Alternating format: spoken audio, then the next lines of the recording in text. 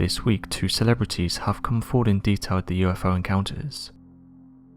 The first one was Demi Lovato, who said that while being out in the desert, she used meditation to contact UFOs, even having proof as she took photographs of the craft. Many people came out and said it was good how such a high-profile celebrity was talking about UFOs. It now seems that Miley Cyrus has done the same thing. During an interview with US Weekly, Miley said she was once followed by an unidentified flying object.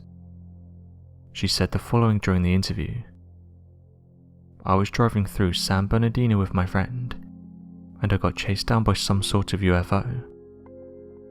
I'm pretty sure about what I saw. The best way to describe it is a flying snowplow. It had this big plow in front of it and it was glowing yellow. I did see it flying and my friend saw it too." End quote. Perhaps the most interesting part of the interview is when she said she made eye contact with the occupants, going on to say the following: "A being was sitting in front of the object. It looked at me and we made eye contact, and I think that's what really shook me. Looking into the eyes of something I couldn't quite wrap my head around. I was shaken for like 5 days. It really messed me up. I couldn't really look at the sky the same. I thought they might come back." End quote. Miley isn't the first person to have experienced something like this, and for years many people have come forward with similar kinds of encounters. Hynek scale is used to explain different types of interactions with UFOs. For example, a close encounter of the first kind is described as seeing an unidentified flying object less than 500 feet away. In this case, the individual is able to give a detailed description of the craft they saw, helping investigators to build a case around the encounter. This is what Miley's encounter would come under, and something that is surprisingly not uncommon. Every year across the United States alone, there are more than 8,000 annual reports of unidentified flying objects sighted all across the country, with several thousand more sightings made across the world, and countless more that have gone unreported out of fear of ridicule. Oddly enough, since the 1950s, this annual number of UFO witness reports continues to grow every year, either pointing to evidence of a growing number of extraterrestrial visitations, or the cultural shift that allows more and more individuals to come forward and report their strange sightings, without fear of being ridiculed by the public.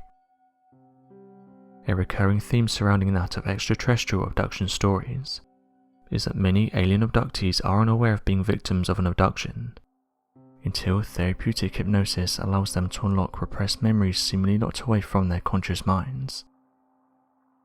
This also appears to be the case with the witness account of Judy Doherty. According to Judy's case, back in 1973, 4 witnesses were travelling home to Texas City when they encountered a strange light that was described as hovering above them in the night sky. The 4 witnesses, Judy Doherty, her daughter Cindy, Judy's mother and Judy's sister-in-law, all exited the car to get a better look at the strange hovering craft. Despite nothing happening, the group of people claimed that it felt as if a long period of time had passed, despite having no recollection of the time, and shortly after this unexplained time confusion, the lights began to hover away and then disappeared into the distance. Immediately following the event, Judy and several members of the group began complaining of severe migraine headaches, generalized anxiety and trouble sleeping following the encounter. After visiting a handful of doctors, all of whom believed the symptoms were most likely physical manifestations of stress, Judy visited Dr. Leo Sprinkle, a well-known ufologist and trained hypnotist to activate her stress. Once under hypnosis, Judy began to uncover repressed memories of an alien abduction encounter that took place during the sighting that the 4 witnesses only made several weeks prior. According to Judy, and later corroborated by her daughter after she'd also undergone hypnosis therapy, the 4 women were taken on the craft and witnessed 2 alien entities performing a series of surgeries and experiments.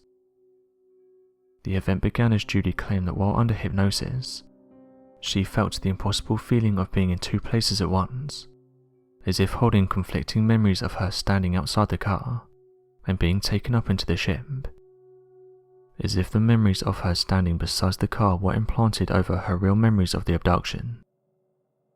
She would also provide the additional statements surrounding their abduction and ascent into the craft. It's like a spotlight shining down on the back of my car, and it's like it has this substance to it.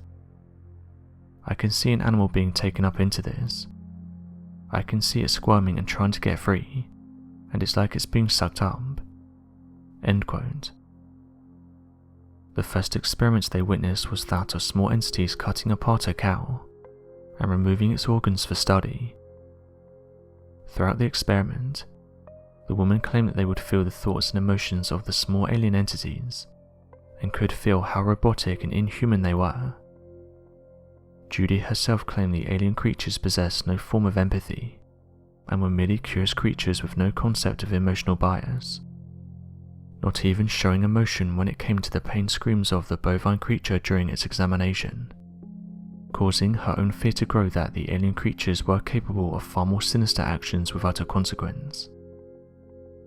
Following the cow examination, Judy claimed to have seen her daughter being placed on an operating table, as the aliens began taking a variety of samples.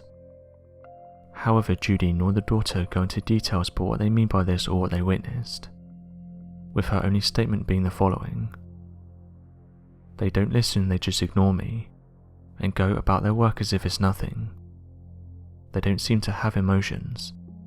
They don't seem to care. They just took some samples from her." End quote. Once the hypnosis therapy was finished, Judy's symptoms cleared up almost immediately, and she remarked that normalcy resumed back into her life, as her anxiety was nearly completely alleviated. Although skeptics have continued to deny her claims, all witnesses confirm each other's stories, and leave behind a grave warning that visiting alien life is far more sinister, not because of some sadistic pleasure, but because they're far less human than anyone could imagine, and will do whatever they want to satisfy their own curiosity, even if such actions lead to the harm of those around them. So what do you make of Miley's claims and other similar reports? Be sure to let us know your thoughts in the comment section below, and help us by growing this community while working to solve these unexplained mysteries. Thank you for watching, and don't forget to subscribe for more videos.